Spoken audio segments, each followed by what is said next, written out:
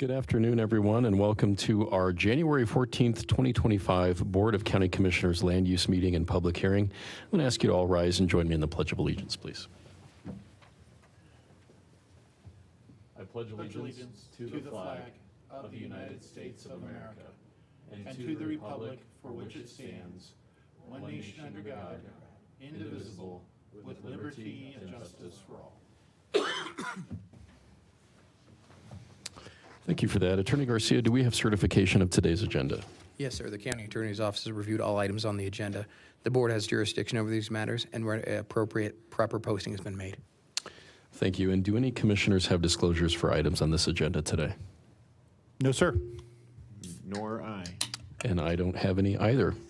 So with that, we'll move on to item 2, which is our land use and public hearing meeting agenda items. Our first item is 2A, Tallman Gulch Metropolitan District Second Amendment, Service Plan Amendment, Project File SV 2024-003. DJ Beckwith, Principal Planner with the Department of Community Development, presenting for staff. DJ. Good afternoon, Commissioners. DJ Beckwith with staff. The applicant has requested a continuance to March 25th, 2025 at 2:30 p.m. Okay, thank you, DJ, and I will entertain a motion. Please, the board, I do have a motion to continue the Tallman Gulch Metropolitan District Second Amendment, Service Plan Amendment. Project file is SV 2024-003 to March 25th, 2025 at 2:30 p.m. I will second that motion. So we have a first and second on the floor. Any further discussion? Seeing none, all those in favor signal by saying aye. Aye. Aye, and that carries 3-0. Thank you, staff. So we'll move on to item 2B, which is Curtis Stewart Exemption First Amendment Exemption Amendment, Project File EX 2024-003. Eric Pavlinek, Principal Planner from the Department of Community Development, presenting for staff. Hi, Eric.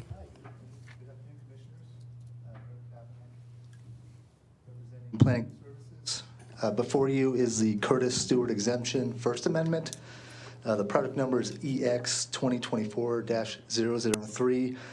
Jerry Hannigan with Hannigan & Associates is here as the applicant representative. The request is for approval of an exemption amendment to adjust the parcel boundaries of 2 existing exempt parcels to follow existing fence lines. The request also impacts 2 adjacent meets and bounds parcels whose boundaries will be adjusted as a result of the proposed changes. The intent of the exemption process is to establish a review process for divisions of land that the board determines are outside of the purpose of subdivision. Once an exemption has been approved, any changes to the exempt parcels must go through an exemption amendment process. In this case, the exemption amendment started off as an administrative process per section 906. When a setback issue was discovered, staff was unable to approve the request.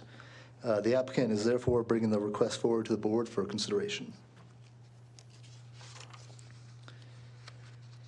The exemption process includes submittal of an application followed by a limited referral agency review period. No courtesy notice is required for this type of exemption amendment application. An existing accessory structure on an adjacent unplatted parcel will not conform with the minimum required setback after the boundary adjustment is complete. For that reason, it's being brought to the board for consideration. The site indicated by the red star is generally in the central portion of the county. The site is located in the West Plum Creek sub-area as identified in Section 3 of the Comprehensive Master Plan.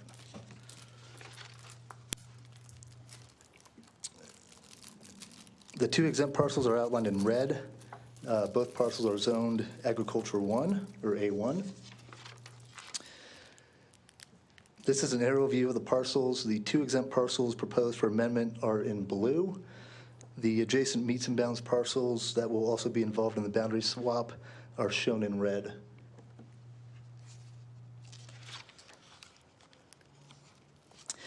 The subdivision exemption amendment involves 2 existing exempt parcels approved in 1999.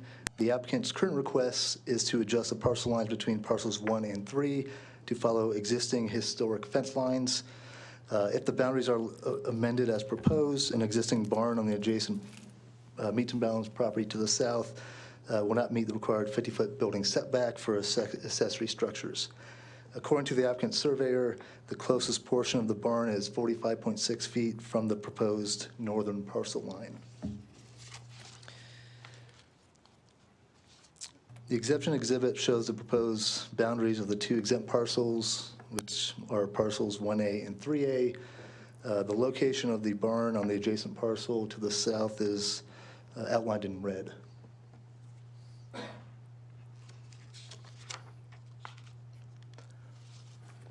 This slide shows a closer view of the barn structure. Due to the nonconformity, the property owner would be restricted from expanding or changing the use of the barn structure. The property owner is aware of the setback issue and is attending today's hearing online to address the board. Following are some site photos from State Highway 105. This is a view looking west through the kind of middle half of parcel 3. And then a little bit south looking west, the barn structure is visible in that photo. Staff has evaluated the exemption request in accordance with Article 9 of the subdivision resolution. Should the board find that the criteria for the exemption are met, the following proposed conditions should be considered for inclusion in today's motion. Condition number 1, prior to recordation of the exemption exhibit, technical corrections to the exhibit shall be made to the satisfaction of Douglas County. Condition number 2, following recordation of the exemption exhibit, quitclaim deed shall be executed and recorded to resolve ownership between the two exempt and two meets and bounds parcels. And condition number 3, all commitments and promises made by the applicant or the applicant's representatives during the public meeting and agreed to in writing and included in the public record have been relied upon the Board of County Commissioners in approving the application. Therefore, such approval is conditioned upon the applicant's full satisfaction of all such commitments and promises. There are no formal approval standards for an exemption request. Rather, the subdivision resolution sets forth exemption eligibility criteria. The original Curtis Stewart exemption was found to meet eligibility criteria back in 1999. Access to each parcel remains the same, and well and septic systems are available to each parcel. Amendments to the exempt parcel boundaries are allowed per subdivision resolution. In this case, no new parcels are created with the request. The request does create a nonconformity setback issue for the barn structure, as noted previously. The applicants indicate that the fence line has been in place for many years. However, that the amendment simply clarifies property ownership among the two exempt and two meets and bounds parcels.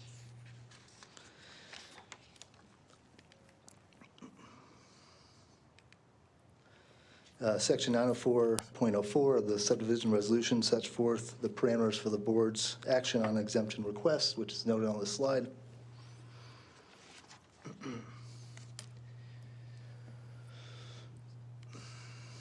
This concludes my presentation. I'm available for any questions at this time. Otherwise, Jerry Hannigan has a brief overview of the request.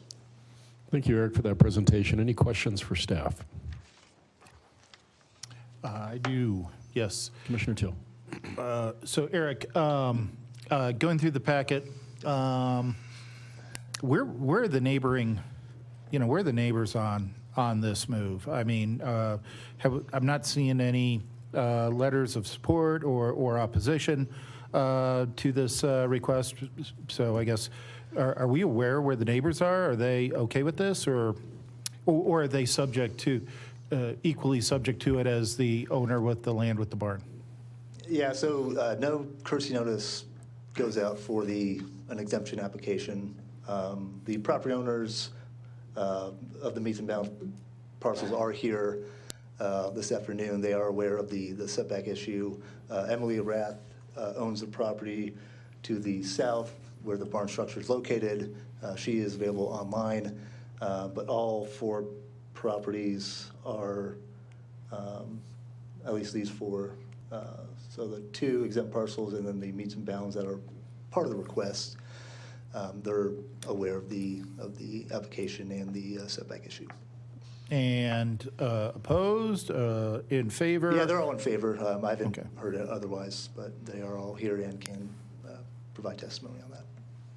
Okay, yeah, hopefully we can just hear it from them. Sure.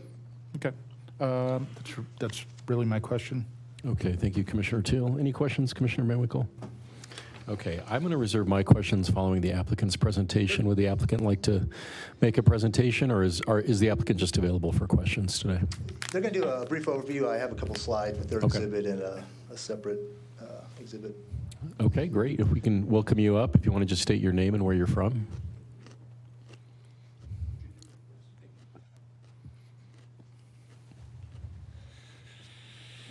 Good afternoon, Commissioners. For the record, Jerry Hannigan, Hannigan and Associates, Monument, Colorado. With me today are two applicants, Parcel 1 owner, which is the larger parcel to the north and west. Ladd Curtis is with us here. He can answer any questions you might have of him. That parcel is not impacted by this particular setback issue. It's completely separate from that. Also with me is Natalie Young. Excuse me, Natalie has Parcel 3. And that parcel has a house on it. That was the purpose of the original exemption in '99.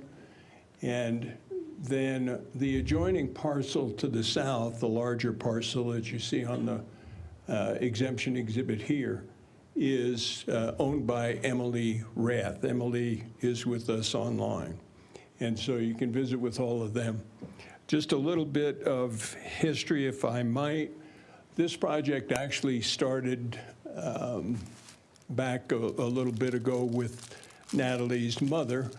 At the time, she was at that point in life where we all get to, where you decide it's time to start putting things in order. And this was one of the things that she wanted to see accomplished, that is to revise the boundaries of the property to those of the location of the fences. The fences are, we think, over 100 years in place. The property lines on the exhibit plat, on the original exhibit plat, go by the deeds, and there is a difference. So she wanted to resolve that. The adjoining owner to the south, Emily, her mother also was in agreement with this process. Sad to say, but neither Natalie's mother nor Emily's mother are here to see this finished up, but we move on. The process, administrative process we work through, towards the end of it, the question arose as to where the existing barn on the southern parcel was. We located it, and in fact, it turns out to be less than the required 50 feet from the fence line, the existing fence, which we propose as the property line. And so at that point, of course, the amendment process just stopped. And the question then becomes, what do we do? How do we fix that? And there are several options, some of them pretty silly, but of course, the barn itself is cockeyed to the line. Eric, if you could get me that last slide that has, there you go. This is a sketch that I put together based on our field location of the barn, and you can see it's cockeyed to the fence line. The existing distance is 46 or 47, or 46 feet more or less, 45.7 feet is the actual distance to the fence line. So there are a couple of options. As you can see, the area of the barn that would be closer than 50 feet is only 4.7 feet on the one side of the barn, 11.6 feet on the other side of the barn. Theoretically, you could clip the corner off the barn and have the whole thing a minimum of 50 feet, but that's kind of a foolish thing to do, we think. Now, the second option is to alter the property line.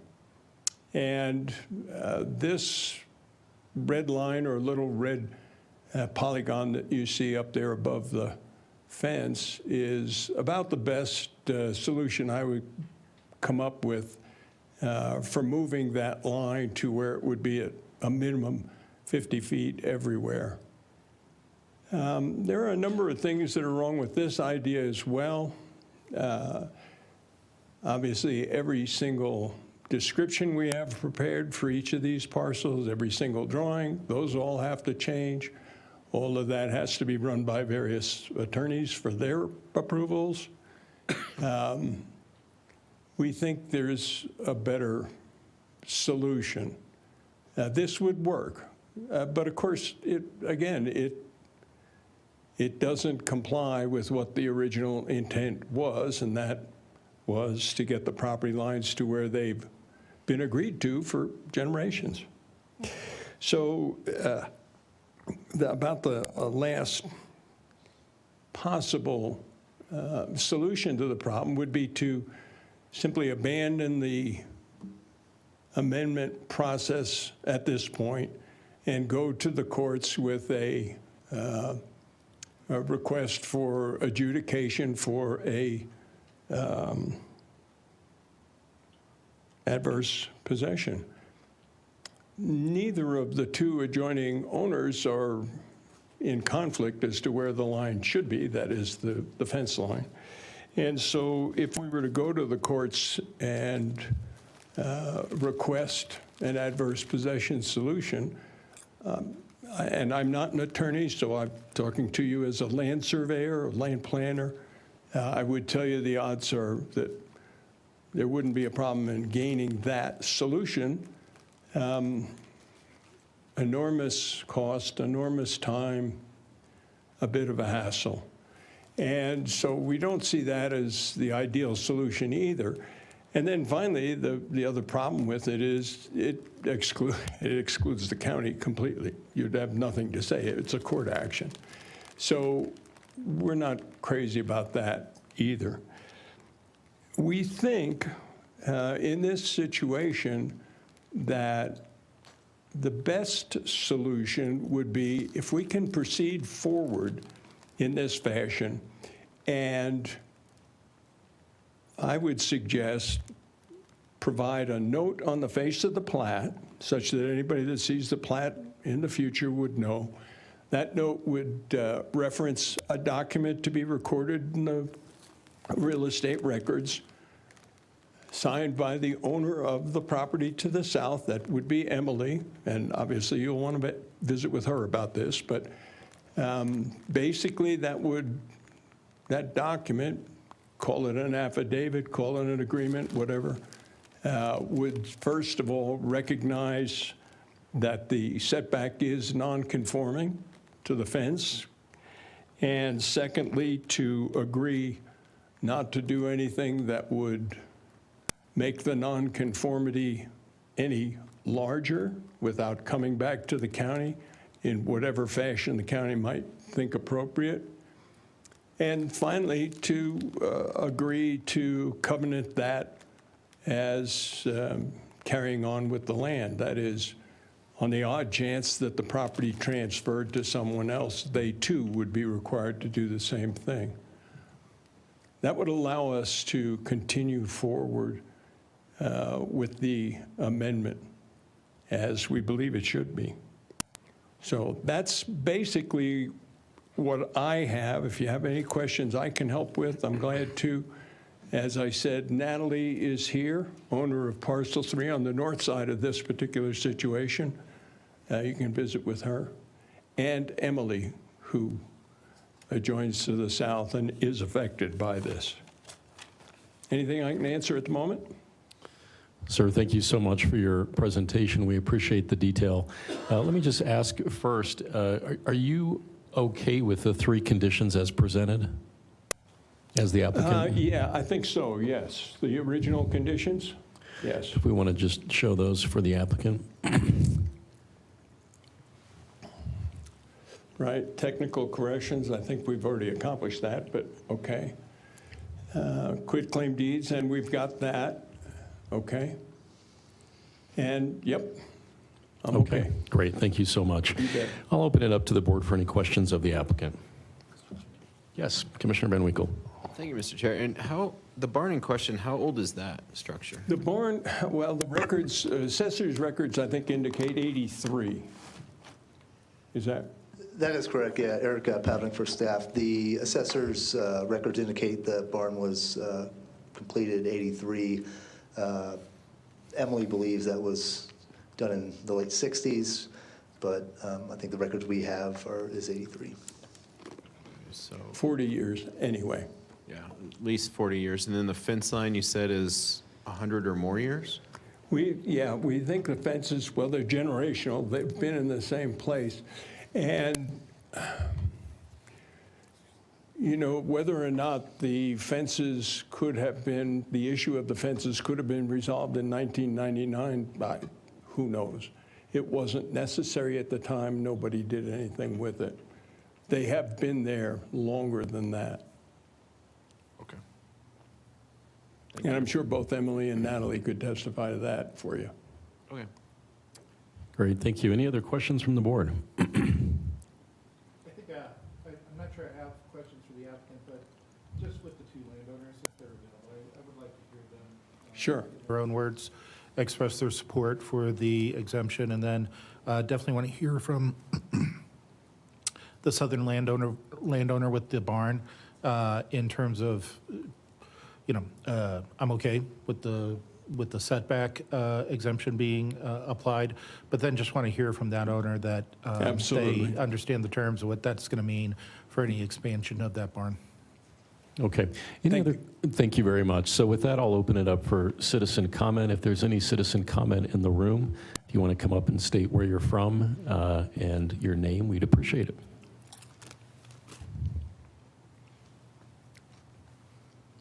Any citizen comment? Can I do it from a chair?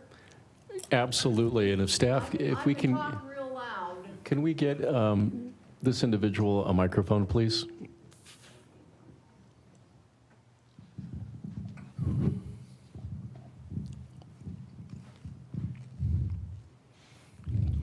Is that going to My work? name's Natalie Young. My grandparents built that house, and my grandfather inherited it from his parents.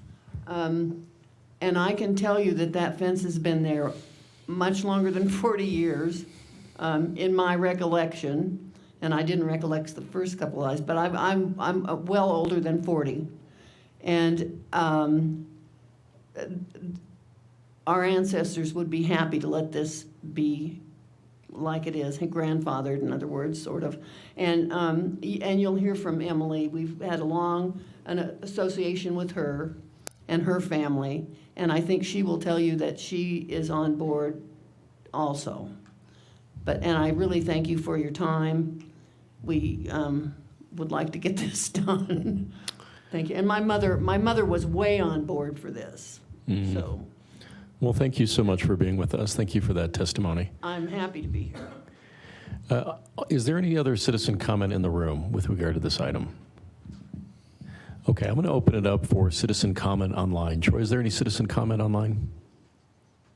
The only online attendee that I have is Emily, and I think she may want to speak, so I've gone Yes. ahead and unmuted you.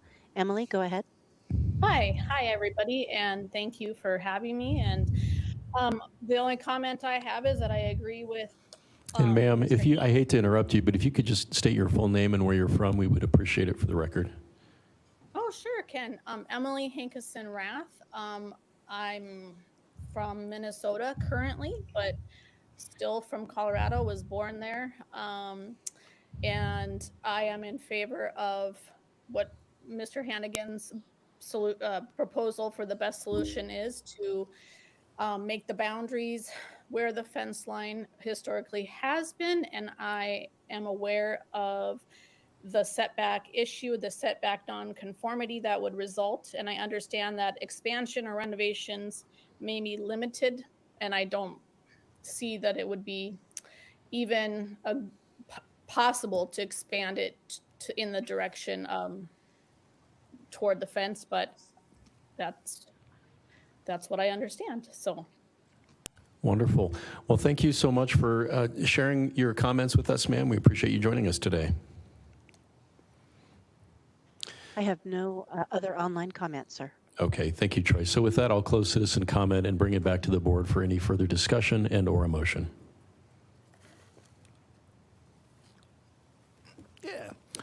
Chair, if pleases the board, I do have a motion to approve Curtis Stewart exemptions, First Amendment exemption, because it does meet all the approval criteria with 3 conditions as presented. Project file is EX2024-003. I will second that.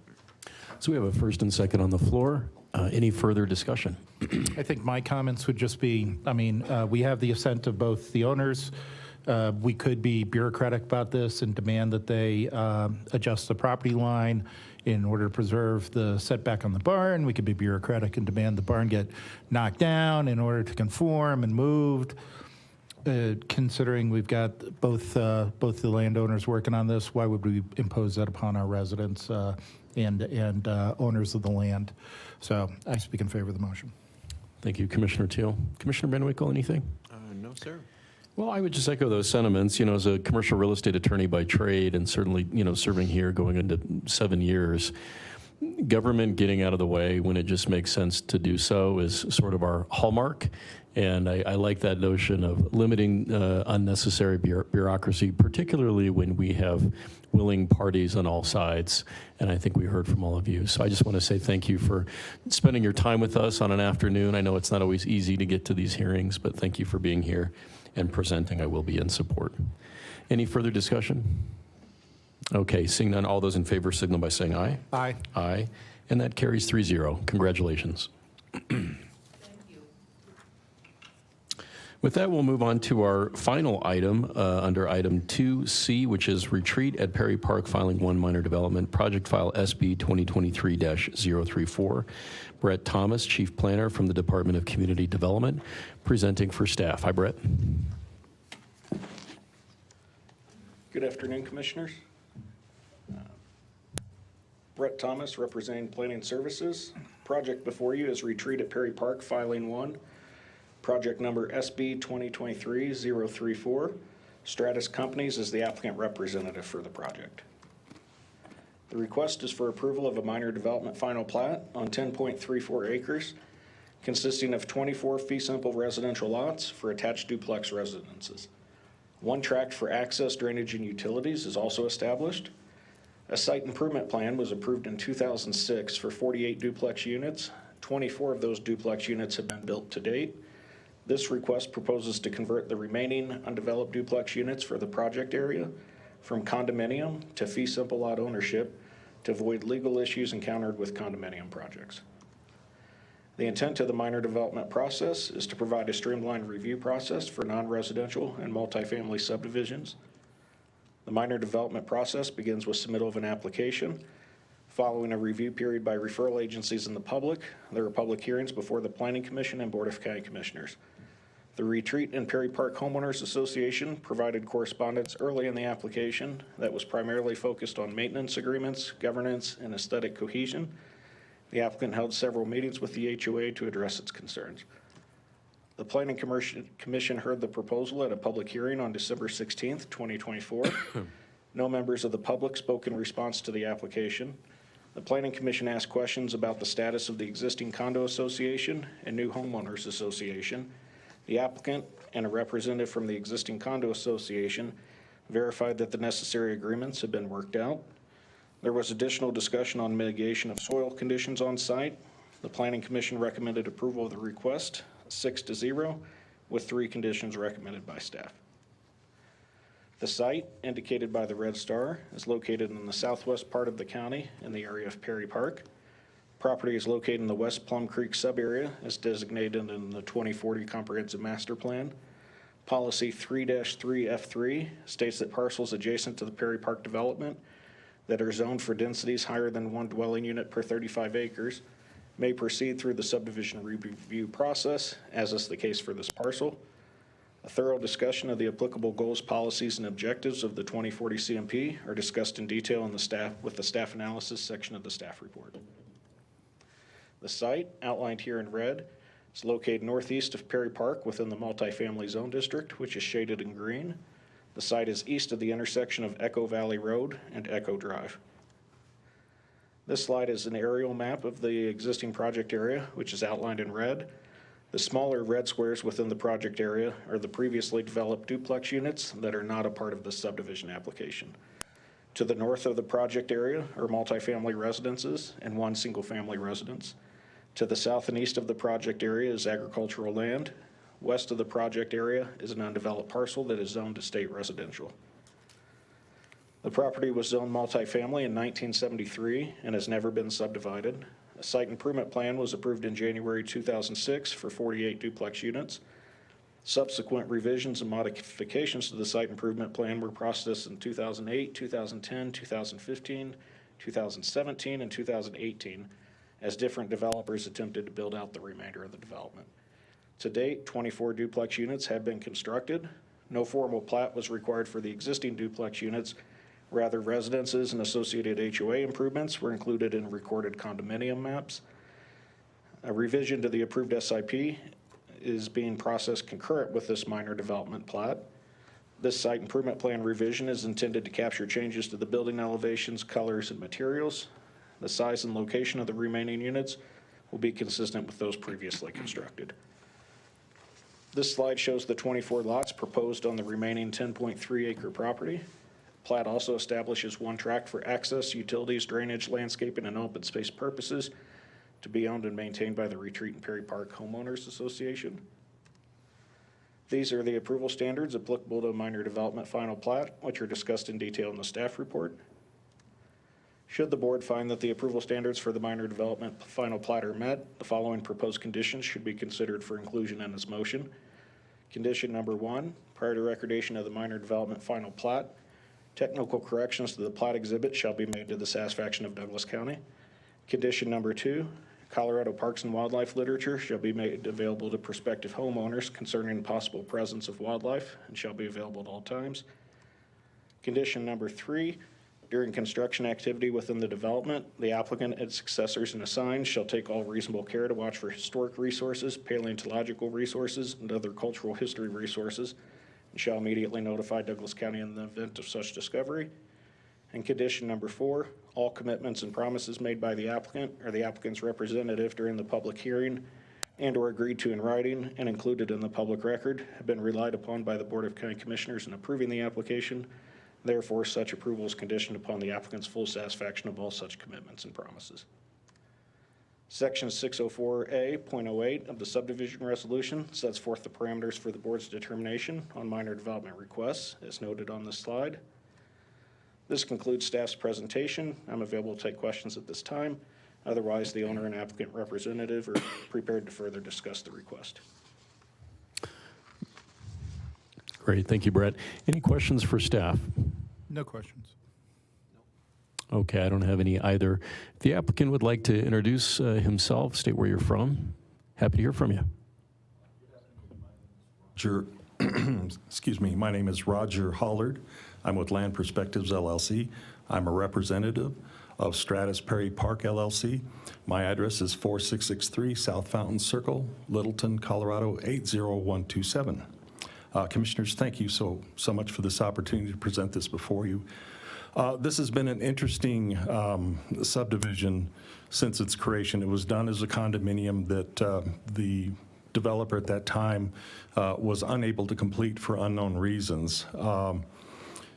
Approximately 9 or 10 years ago, Stratus Perry Park had the opportunity to purchase the remaining building units out of this condominium and intended to go through the process of working with various builders to actually complete the subdivision. As you may or may not know, the challenge of doing condominiums in the current political environment of the state of Colorado made it very difficult to bring in builders who were able to completely affect building out these units. It's a big challenge. So after many years of working through that, working with a couple of builders who built some units, the determination was made that the best and simplest approach to completing this community and making it a full success would be to turn these condominium units into fee simple lots. With a fee simple lot, the builder then can do a party wall agreement between the duplex owners. With the party wall agreement, then there isn't the associated difficulties that builders have with condominium projects. So that was the intention and has been what we have been prosecuting. The challenge within all of that, though, is how do you marry an existing condominium association with a fee simple condition like that? And so we've been working diligently over the last year, more or less, to work with the existing Retreat at Perry Park Homeowners Association for an agreement that specified how these two parties would engage, because there needs to be a new association created for the fee simple while the existing association, the Retreat at Perry Park, exists. Through a lot of effort, we have completed that agreement that specifies how cost sharing would work, the obligations, the rights of all parties. In fact, we finally got that agreement fully executed yesterday. So that agreement is in place. There are representatives of the Retreat at Perry Park with us here today if they choose to get up and talk, or if you have any questions of them, they may be able to respond. But the difficult element of this whole thing, which was getting how this functions moving forward in place, has been done. So that has been achieved. Ultimately, the intent for the development, though, is to keep the same concept, the same context of what's happening. So with the fee simple arrangement moving forward, Stratus was able to contract with a national home builder, and TriPoint Homes is that home builder who is contracted to finish out this community. They have anticipated some product which will fit seamlessly in the community. It won't look exactly like what's out there now, but there's a couple of deviations currently existing out there. So it's a case where the layout of the community doesn't change. The character of the community doesn't change. What you really have is this blended community between partially condo and partially fee simple, with a master agreement that allows these parties to engage each other and to work successfully. So that is it really in a nutshell of what this has been, what we've been doing. Everything's poised and ready for once we get through this process, and if the commission agrees that we are correct in our approach and approves it, then TriPoint is geared up to close on the property, start construction with the intent to build out these 24 units fairly quickly, with a completion of this community and sold out by the middle of next year. So with that, if you have any questions, I'd be more than happy to answer. Well, thank you so much for that presentation. Let me start by asking, are you okay with the 4 conditions as presented? Yes, we are. You are, okay. Thank you for sharing that for the record. Are there any questions for the applicant from the Board of County Commissioners? No questions here. And none for me. With that, we'll open it up for any citizen comment. Any citizen comment in the room with regard to this item? Seeing none. Troy, do we have any citizen comment online? Thank you, Commissioner. I have no online comment. Okay, thank you. So with that, I'll close citizen comment and bring it back to the board for any further discussion and or a motion.